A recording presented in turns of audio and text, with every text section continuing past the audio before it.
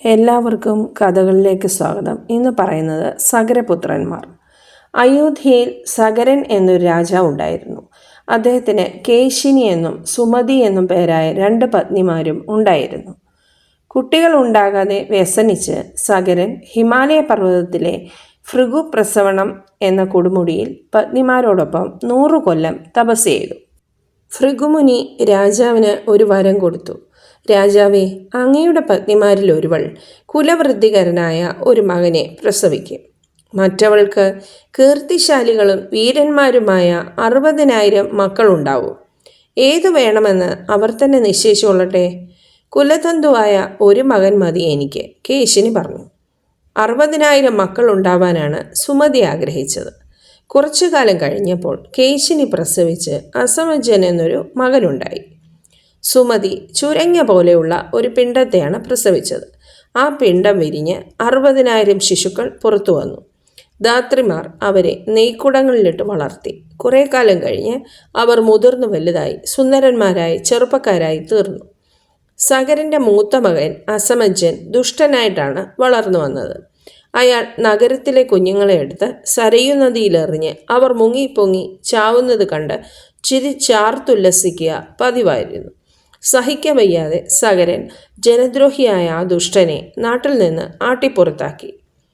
അസമഞ്ജൻ്റെ മകൻ അംശുമാൻ വീരനും നല്ലവനുമായിരുന്നു. അംശുമാനെ സഗരൻ വാത്സല്യത്തോടെ നോക്കി വളർത്തിപ്പോന്നു. അതിനിടയിൽ സഗര രാജാവ് അശ്വമേധയാഗം ചെയ്യാൻ നിശ്ചയിച്ചു. ഹിമാലയ പർവ്വതത്തിൻ്റെയും വിന്ധ്യ പർവ്വതത്തിൻ്റെയും നടുവിലുള്ള പുണ്യഭൂമിയിൽ വെച്ചാണ് യാഗം നടത്തിയത്. അംശുമാൻ വില്ലും പിടിച്ച് കുതിരയുടെ പിന്നാലെ ചെന്നു. ദേവേന്ദ്രൻ രാക്ഷസ രൂപമെടുത്ത് അംശുമാൻ കാണാതെ കുതിരയെ കട്ടുകൊണ്ടുപോയി. യാഗം മുടങ്ങുന്നത് പാപമാണല്ലോ എന്ന് കരുതി സഗരൻ തൻ്റെ 60,000 മക്കളെ വിളിച്ച് കുതിരയെ തിരഞ്ഞു പിടിച്ച് വീണ്ടെടുത്ത് കൊണ്ടുവരാൻ ആവശ്യപ്പെട്ടു.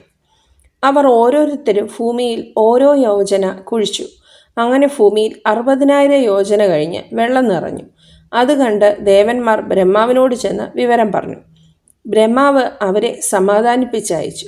ഭൂമിയിൽ മുഴുവൻ തിരഞ്ഞിട്ടും കുതിരയെ കാണാതായിരുന്നപ്പോൾ സഗരപുത്രന്മാർ പോയി അച്ഛനെ സംഗതി അറിയിച്ചു. അച്ഛൻ വീണ്ടും അവരെ പറഞ്ഞയച്ചു. സഗരപുത്രന്മാർ പാതാളത്തിലേക്കായി പിന്നെ പുറപ്പാട്. അവർ ഭൂമിയെ താങ്ങി നിൽക്കുന്ന വിരൂപാക്ഷം, മഹാപത്മം, സൗമനസം, ഭദ്രം എന്നീ ദിഗ്ഗജങ്ങളെ കണ്ടു വന്നിച്ച് വീണ്ടും കുഴിച്ചെന്നു.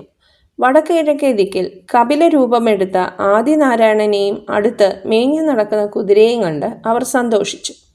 കപില ഭഗവാനാണ് കുതിരയെ കട്ടതെന്ന് ധരിച്ച് അവർ ചീത്ത വിളിച്ചുകൊണ്ട് അദ്ദേഹത്തിൻ്റെ അടുക്കലേക്ക് ഓടിച്ചെന്നു. അവർ അടുത്തെത്തിയപ്പോൾ കപില ഭഗവാൻ ഹും എന്നൊന്ന് മൂളി. സഗരപുത്രന്മാർ ഉടനൊന്ന് വലിയൊരു ഭസ്മക്കുന്നായി മാറി. മക്കൾ പോയി വളരെ കാലം കഴിഞ്ഞിട്ടും മടങ്ങി വരാത്തത് കണ്ട് സഗരൻ അംശുമാനെ വിളിച്ച് പറഞ്ഞയച്ചു.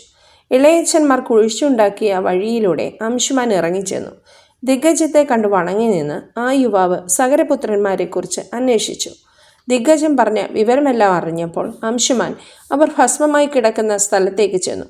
അവരുടെ സ്ഥിതിയോർത്ത് കരഞ്ഞുകൊണ്ട് രാജകുമാരൻ അവർക്ക് ഉദകക്രിയ ചെയ്യാൻ വെള്ളം തിരഞ്ഞു നടന്നു. എന്നാൽ എവിടെയും വെള്ളം കണ്ടില്ല.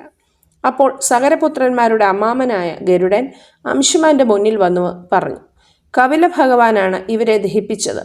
ഇവർക്ക് സാധാരണ വെള്ളം കൊടുത്താൽ പോരാ, ഹിമവാന്റെ മൂത്ത മകളായ ഗംഗാദേവിയെ ഇങ്ങോട്ട് കൊണ്ടുവന്ന് ഈ ഭസ്മക്കുന്ന് ഗംഗാജലത്തിൽ നനയ്ക്കണം.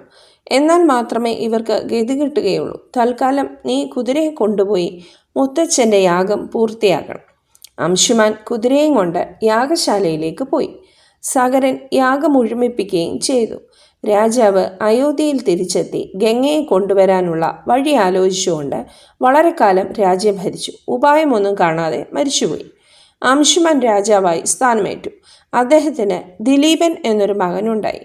രാജ്യഭരണം മകനെ ഏൽപ്പിച്ച് അംശുമാൻ ആകാശഗംഗയെ കൊണ്ടുവരുന്ന കാര്യം മാത്രം മനസ്സിലോർത്തുകൊണ്ട് തപസ് ചെയ്തു.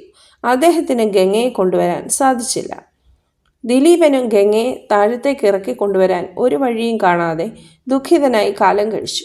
അദ്ദേഹത്തിന് ഭഗീരഥൻ എന്നൊരു മകൻ ജനിച്ചു. ഭഗീരഥനെ രാജാവായി വഴിച്ച് ദിലീപൻ മരിച്ചുപോയി. ഭഗീരഥൻ്റെ വിചാരവും ഗംഗയെ കൊണ്ടുവന്ന് മുതുമുത്തച്ഛന്മാർക്ക് ഗതി കൊടുക്കണമെന്നായിരുന്നു.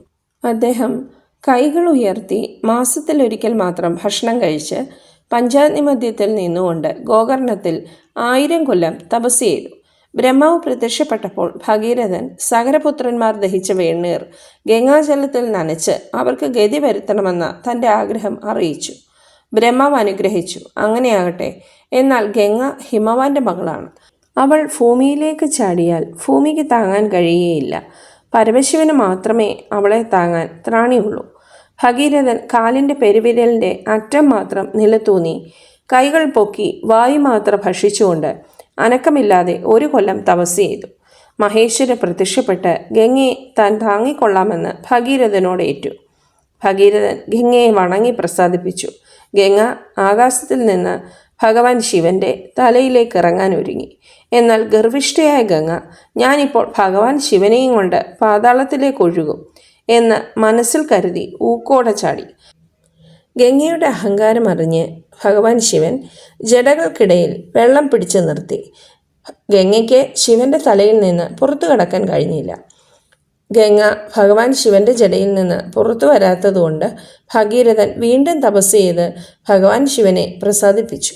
മഹേശ്വരൻ ഗംഗയെ ബിന്ദു സരസിലേക്ക് വിട്ടയച്ചു. ഗംഗ ഹ്ലദിനി, പാവനി, നളിനി എന്നീ 3 കൈവഴികളെ കിഴക്കോട്ടും, സുചക്ഷുസ്, സീത, സിന്ധു എന്നീ 3 കൈവഴികളെ പടിഞ്ഞാറോട്ടും വിട്ട ശേഷം താൻ തന്നെ ഭഗീരഥനെ പിന്തുടർന്ന് ചെന്നു.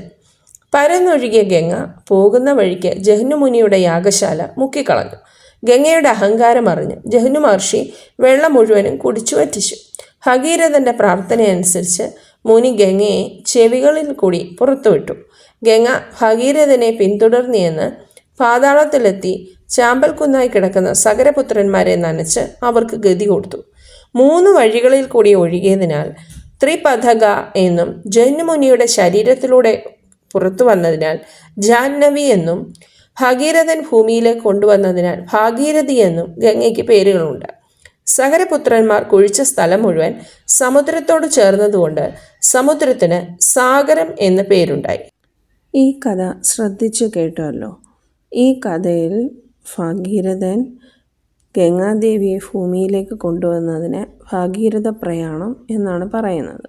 അതേപോലെ ഗംഗാദേവിയുടെ പല പേരുകൾ ഈ വീഡിയോയിൽ പറയുന്നുണ്ട്. അവ ഏതൊക്കെയാണെന്ന് ശ്രദ്ധിച്ച് കേട്ടുവെങ്കിൽ അത് കമൻറ്റ് ബോക്സിൽ രേഖപ്പെടുത്താവുന്നതാണ്. അപ്പോൾ എല്ലാവർക്കും ഈ കഥ ഇഷ്ടമായെന്ന് കരുതുന്നു. ഇനിയും ഇതുപോലുള്ള കഥകൾക്കായി ലൈക്ക് ചെയ്യുക, ഷെയർ ചെയ്യുക, സബ്സ്ക്രൈബ് ചെയ്യുക. Thank you.